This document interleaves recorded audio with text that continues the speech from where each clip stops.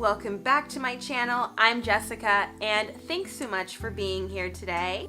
If you haven't checked out my last video where I give you the top 5 authors I want to read more from in 2021, go ahead and check that out.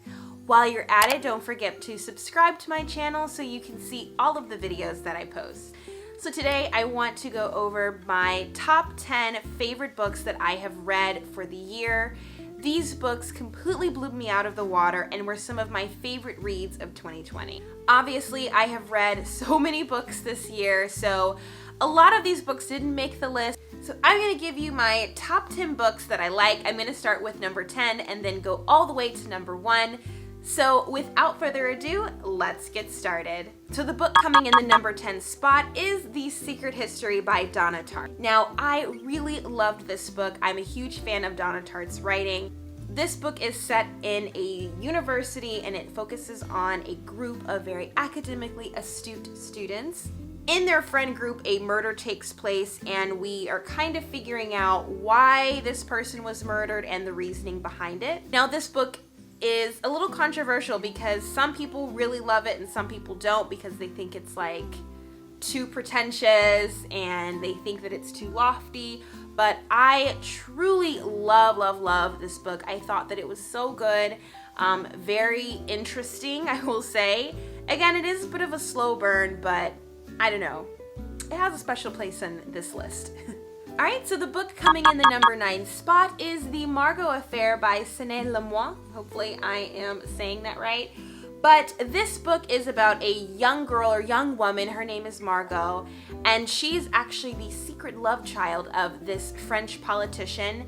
And she is struggling with her identity and her relationship with her father, her mother, and herself. So it's pretty much this big conglomeration of all of these emotions, but I absolutely love the writing. I love that it's set in France, and I also love the French food that the author incorporates in the book. Very, very good.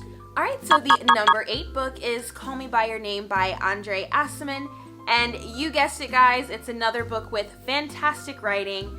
I'm a huge fan of this book. Not only is it set in the beautiful Italy, but the writing is just chef's kiss, unbelievable. And if you haven't seen the movie, go ahead and check that out. It has our fave Timothée Chalamet in the movie.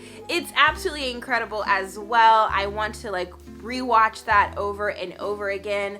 I will say the movie isn't as good as the book, but it's very, very close to it. So highly recommend this. The language is absolutely beautiful. I will say that it is a bit of a slow burn as well, meaning, it doesn't have a lot of action in the book, but the writing is absolutely incredible. So highly recommend this one as well. The number 7 book is Transcendent Kingdom. Are you tired of seeing this book on my channel? I'm not. This book is about a young woman named Gifty. She struggles with her brother's drug addiction and also her relationship with her family and religion. I will say, trigger warning, it does have very strong drug usage and self-harm in this book, so before you read it, just know that's what you are getting into, but my gosh, this book is absolutely stunning. One of my favorites that I have read. I can read this over and over and over again, and I can't wait to read Homegoing by her because honestly, her writing is so impeccable. Alright, the number 6 book is The House in the Cerulean Sea by TJ Klune. Honestly, I feel like I'm just drooling over the books that I have mentioned over and over again. But honestly, if I'm telling you these books are good over and over again, they are really, really good. This one is so fun and lighthearted. It puts me in a good mood instantly. It gives me very Umbrella Academy feels mixed with a little bit of fantasy. It's honestly just such a good book. Really positive, has some really great messages in here. Very easy and fast to read as well. I think this is adult fiction, but it reads very YA. So if you like the Umbrella Academy, I would highly recommend this. It has some really fun and very lovable characters in this book. One of my faves that I've read this year. Alright, this next book is Caste by Isabel Wilkerson. Yep, not gonna stop talking about this one either. I'm sure that you have seen this on my channel many times, probably one too many, but this book is absolutely incredible. It is very academic, so I will say you may have to read this in doses because it is a lot. It is about the not so hidden caste system that we have in America and pretty much all over the world, and how Black people fit into this society, and if you're not Black, how you may fit into society. It is so imperative that everyone reads this. Honestly, it should be on everyone's reading list for 2021, 2022, and the rest of your life. So this fourth book is Hood Feminism by Mikki Kendall, and oh my gosh, if I learned one thing from a book, it was this one here is Hood Feminism. I actually listened to it on audiobook and it was absolutely outstanding. This book completely shatters any idea that you may have about feminism, and I call myself a huge feminist, but after reading this, I was like, maybe I'm not the big feminist that I thought I was, because it really questions where you stand. I mean, it helps you reshape and re-guide your feminism, especially when it comes to housing, when it comes to healthcare, from the things that you're watching, from the things that you're listening to, how you're treating Black women and women of color. This book is absolutely crucial to read. I encourage anyone that is a feminist or that's interested in the feminist movement to really read this one, because it will definitely help you define that and make sure that you incorporate feminist idealism in every day. So the number 3 book is The Girl with the Louding Voice by Name-André. And I was really struggling with like the top 3 books because they're all such solid reads for me. But this one is absolutely a favorite of mine. If you have not read this, go do that because it is so incredible. So it's about this young girl. Her name is Adunni or Adene. I think I'm getting that right, but she is in the pursuit of education, as it is her mom's like final dying wish. And all she wants is just a solid education and to go to school and just be great, essentially. But she is challenged with all of these life things that block her from pursuing her education.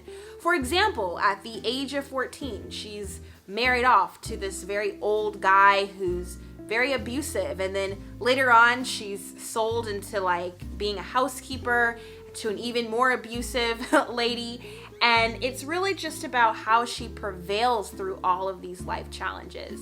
Beautiful, beautiful story. I really want to read anything that this author puts out because she is so incredible.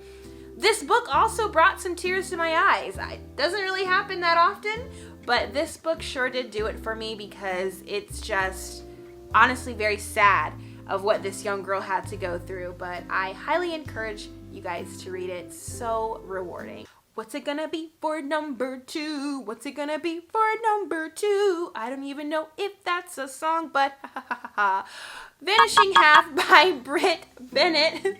This is my number 2 book. I was really struggling with putting this at number 1, but it is my number 2, but it's still so good. If I could have a crush on a book, it would be this one, because Brit Bennett is honestly like the reigning queen right now when it comes to literature.